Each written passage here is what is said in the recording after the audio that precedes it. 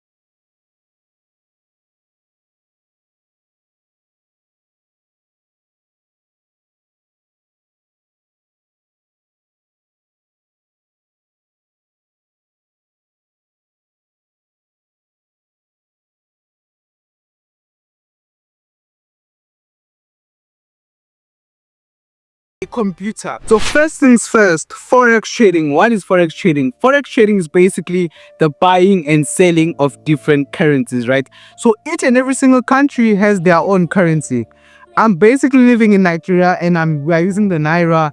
If you live in South Africa, you use the Rand. If you live in Ghana, you use the Ghanaian series. If you live in US, you use the United States dollar, right? So every single country has its currency. So basically, Forex is basically trading each currency against each other and profiting from each small price movement, right? Let me give you a quick example. Let's say you buy a packet of chips, right? And you only buy them for a $1, right? You buy the packet of chips for $1 and then you hold the packet of chips for over a week, right? And then they increase in price. So they increase from $1 to $1.50, right? That 50 cents in increase in price, that's basically your profit over the past week. And same thing applies vice versa. If you buy the packet of chips for $1 and it goes from $1 to 50 cents over the past week, you basically lost 50 cents.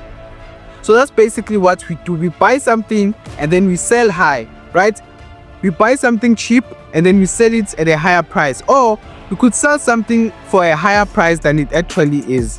Okay, so that's actually how Forex trading is, right? So now that you know what Forex trading is and how we basically try and profit from Forex, there is not only Forex, there's other things that people trade. Some people trade stocks. I know some of you have heard of stocks. Some people trade cryptocurrencies like the Bitcoins and other things, but we basically trade Forex. Now, the reason why Forex is the best is because number one, it is the most centralized out of all of them, right? Because it involves countries, right? And then unlike stocks requires a huge amount for you to start. Forex requires a very, very little amount for you to start. And number three is that Forex trading is also one of the biggest market. It has one of the biggest market caps, trading over trillions of dollars every single day. So in making it the biggest market cap in the industry. So that's why Forex trading is the best and easier for people to trade. So you've probably heard the word currency pairs, right? Or if you have not, let me explain what a currency pair is. So in Forex, just like I explained earlier on, Forex is the trading of different currencies, right? So we trade these currencies in pairs, only in 2 pairs. It cannot be more than 3, cannot be more than 4. It's only traded in 2 pairs. This is because when you buy one currency, you must sell another currency at the same time, right? When you buy something, remember, for something to be able to be exchanged, you need to have supply and demand. So when you buy something, you must be able to sell that same sum for another thing, right? So for example, in EURUSD, Euro is the base, USD is the quote. So every single currency pair consists of a quote and a base. So think of currency pairs like a seesaw, right? A seesaw is basically that swing that we all used to play when we were kids, right? Whenever the other one goes up, the other one goes down, right? So euro will gain strength and then the dollar will lose weight. And whenever the dollar gains strength, it will shift back up. So that's basically how the seesaw is, right? And that's basically how current Forex and currency pairs are. Now, the question is, when can you trade? Just like I mentioned earlier on, Forex trading is 24/7, 5 days a week. So you can be traded from the moment you wake up to the night, right? It's 247 from Monday to Friday, right? You can take your trades any single time. However, there are certain times that are very advisable for you to trade, right? So there are certain times that move fast, and then there are certain times that move relatively slow. That means you make less amount of money, or even not make money in those times, and you'll make money in certain times, right? So for example, in market open, which is around London open, right? In London, whenever shops open in London, that's basically when London opens. And then New York, that's basically New York session, right? Then we have Asian and Australian session. Those Asian and Australian sessions are the most slowest time sessions, right? But New York and London session are the most quickest sessions to trade in Forex. Reason being, because think of it like this, right? Let's say you have a supermarket, but you decide to open your supermarket around 1 a.m. in the morning. Obviously, no one will come to your shop and no one will come and buy from you. But once you open it, the moment everyone wakes up around 7 a.m., 8 a.m., when everyone is going to work, when everyone is taking their kids to school, you'll be able to do what? You'll be able to make more sales. So that's the same thing with trading Forex, right? You have to basically enter at the perfect time. You have to be active at the perfect time, even though it's just to spend at least an hour on the chart for that time for you to enter, okay? So first of all, we have London session, and this is the time zone for London session. Then we have New York session, and this is the time frame for New York session. And then we have Asian session, and this is the time zone for Asian session. So now we're going over to why EURUSD is one of the most traded pairs. And I'm actually currently running in $3,000 in profit right now. I'll show you the guys the screenshots of the proof, right? I'm currently running in $3,000 right now trading this pair. Okay, so this is because it represents two of the most strongest economies in the world, the United States dollar as well as the European Union. These are the two most powerful countries as well as economic powerhouses in the world. There's high liquidity, low spread, and clean price movement, which makes it easy for beginners and is technically beginner friendly. So you might be asking yourself, how does the market go up and why does it go down and why does it go up, right? Let me give you guys a quick example. When COVID-19 struck, the United States dollar went down. It kept on tanking and it kept on tanking, right? While pairs like JPY and pairs like CHF were going up and gaining strength. Now the reason being is because all the shops were closed, all the big companies on the dollar were closed, and everyone was at home, meaning that dollar lost its strength because of the fear around the world. So investors were shifting their money from the dollar to other currency pairs like the JPY and the CHF, making those other currency pairs stronger. So if you guys didn't know, the CHF is basically a currency pair, Swiss franc, which is a haven currency pair, meaning that whenever the world is fearful or stressed out, investors go and deposit their money into Swiss franc or Japanese yen. So that's a quick example of why the market moves. The euro dollar at that time the dollar was very weak because everyone was at home, companies were closed, and everything was closed. This is how we actually make money, right? You either go long or go short. So long means buying. That means you are predicting that the market will go up. And then short means that you are selling, which means that you are predicting that the market will go down. So now bullish means going up.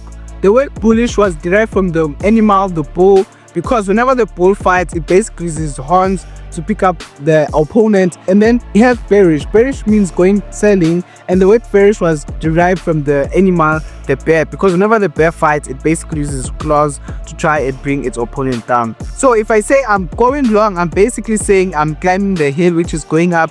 If I'm saying I'm going short, I'm basically climbing down the hill, which is going down. Okay, now let's talk about bid and spread. In Forex, every single trade has two prices, the bid price and the ask price. The difference between the two prices is called the spread. The spread is the cost you pay to enter each trade, right? And this is also where the brokers we use make their money. I'll still explain what a broker is further in this video, so watch this video to the end. So let's say, for example, right, spread is basically the amount the broker takes for you for each and every single trade we take. So for example, right, let's say you want to buy EURUSD. For some brokers, that to buy EURUSD might be 0.50 cents, right?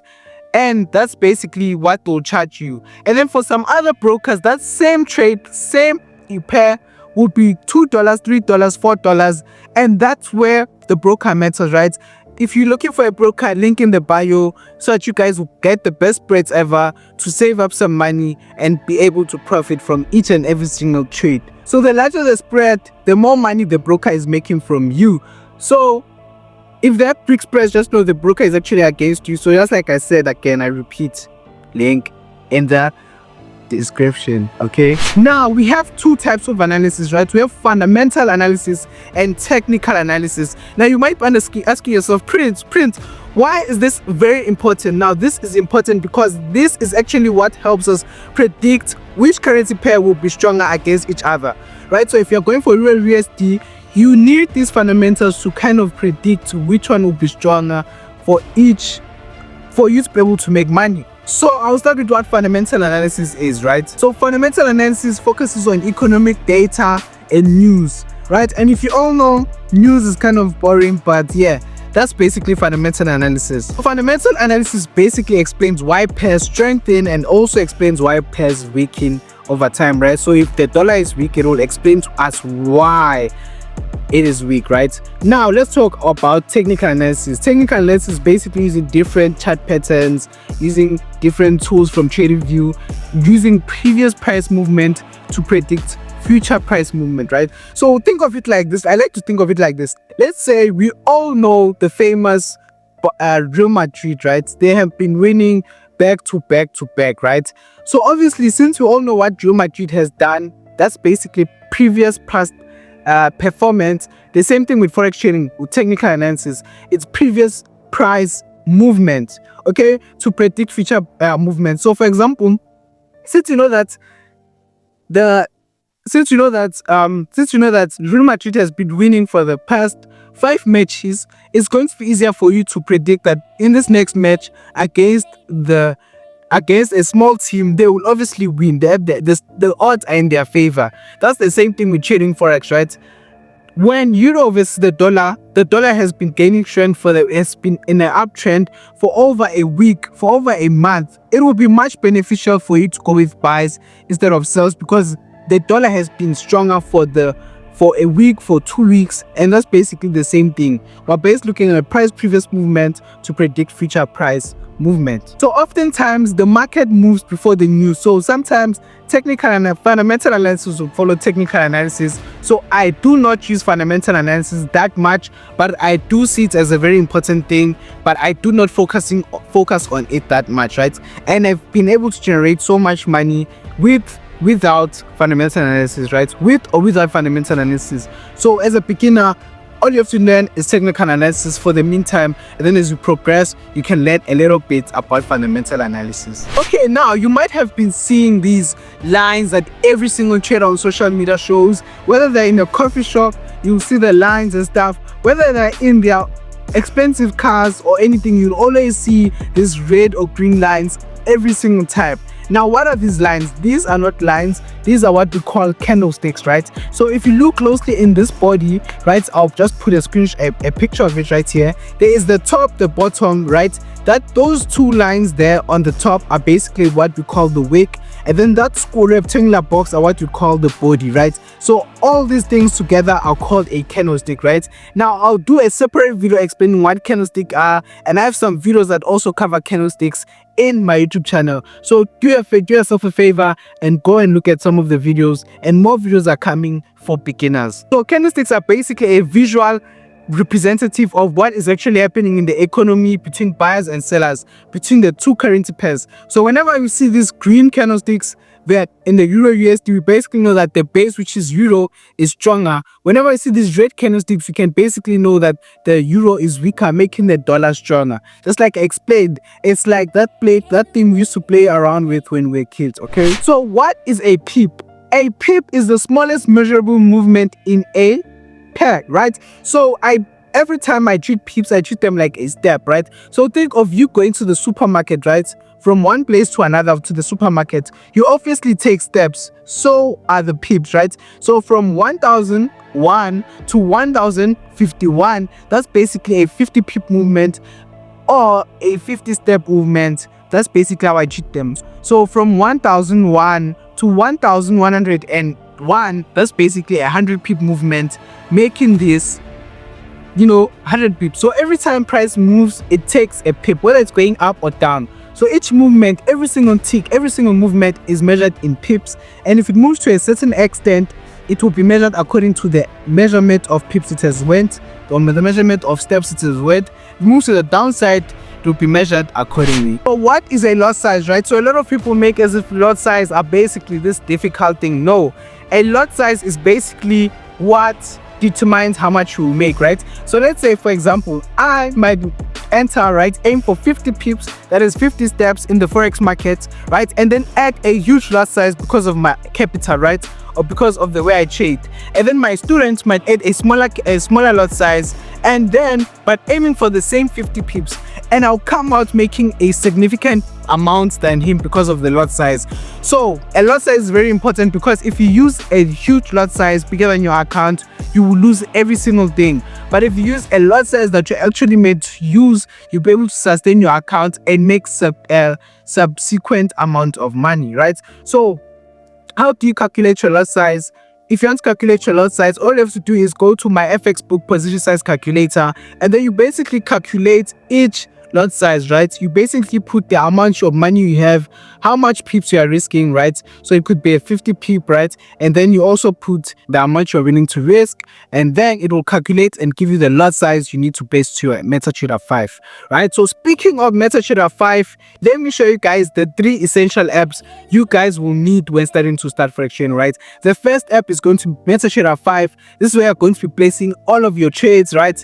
Every single trade you take is going to be placed on MetaTrader 5. The second app is going to be TradingView. This is where you analyze before placing your trades, right? And then the third app is the broker, of which I talked about earlier on. So a broker is basically where you deposit your money if you want to start forex trading. So if I have $50, $100, you can basically deposit your money. Now, just like I said earlier on, I said that you don't need to trade your own capital, right? So when I said so, I'm talking about prop firms. So prop firms are basically companies that lend you money to trade for them. So if you can basically get up to $100,000 in capital, and from there you can make up to $10,000 trading, $5,000 trading, $1,000 trading. And yeah, more videos on prop firms are coming soon. So all you have to do, hit the subscribe button, and they'll come as soon as possible, right? So those are the 3 apps, 4 with the websites, right? I'll leave the link to the prop firms I trust if you guys want to search about them, and I'll also do a video about prop firms, right? What is leverage? Leverage allows you to control bigger capital with small amounts of money, right? So it's basically like the broker is borrowing you money to trade. They're basically borrowing you money for you to be able to trade with your small amount of money. Leverage is like a double-edged sword, right? If you use too much of leverage and don't know what you're actually doing, you will lose a lot of money, right? And if you know what you're actually doing, it can actually help you flip accounts back to back, right? So just like I said earlier on, I flipped $500 to $2,000, $100 to $300. So many accounts have been flipped through the help of leverage, right? And if you don't know what you're doing, so many accounts will be lost. So use the leverage very well. Let's talk about margin, right? I usually see these clips of someone screaming, I'm going full margin, full margin. Full margin is basically the amount needed for you to be able to enter a trade and maintain the trade. So it's not a fee, it's basically a temporary amount held by the broker. So think of it like this, right? Let's say you are going out, right? And the security is like, before you enter, you have to give me your backpack.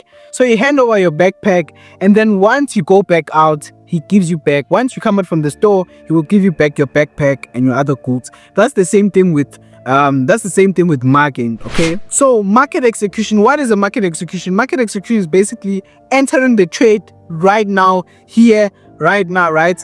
Placing everything in order right now. So basically, me personally, I mostly use market execution.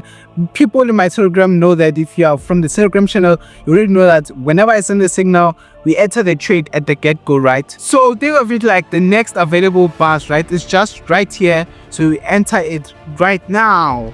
Buy limit and sell limit. Limit orders allow traders to enter trades at better prices. So the only advantage about entering on a buy and sell limit is that sometimes you could go to work and basically place it at a certain point, and then it will also help with the emotions, right? So think of it like this. Let's say you want to sell at 1,050, right? So, and the price is still at 1,010. So it still has 40 pips for it to reach to that place. So you basically put a sell limit at that point. So once it touches that point, you are entering for a sell. That's basically what a limit is, right? And for same thing applies for the buys, right? Maybe you want to enter at 1000 sharp, but the market is still at 1050, which is a 50 pip difference. So you basically put your buy limit there and wait for price to touch all the way there before going up. Buy stop and sell stop. So stop orders are used to enter price when key levels are being broken. So what is a key level? A key level is a certain point in price that is very strong and powerful. So whenever that point is being broken, that's when you basically put your stop order and you will be initiated into the trade. Trading psychology, 90% of traders lose money because they don't know how to control their emotions, right? They think irrationally, they don't follow their rules, they place their trades based on emotions and the fantasies they have in their head. So once you are able to control your emotions, master it, and follow each and every single rule, right? Don't be greedy. You're not supposed to be greedy. You're not supposed to be fearful, and you're not supposed to be hopeful. So these three main things are what make a lot of traders lose money and quit Forex. So once you can master these things, you will be good. So if you guys want me to do some videos talking about them, just comment down below trading psychology, and I'll make sure I do multiple videos regarding trading psychology. So right now that you guys know the basic fundamental of trading, I want to show you guys how the money is actually made, right? So I flipped different accounts, I've traded different accounts, I've traded with prop firms and so many things, right? So I want to basically show you guys how I made the money, right? So I shared these trades I'm about to show you on my Telegram channel to over 2,000 people, and we all took the trade. Most of the people took the trade. 50% of people in the Telegram channel took the trade. So this is what I'm about to show you. So don't forget to stay along, watch, grab your notebook and start writing down each and everything I'm about to explain in my TradingView app, because TradingView is where I do my trading analysis. Remember, look at previous price movements, right? Is where I do my trading analysis, and then MetaTrader 5 is where I place my trades. So let's get started.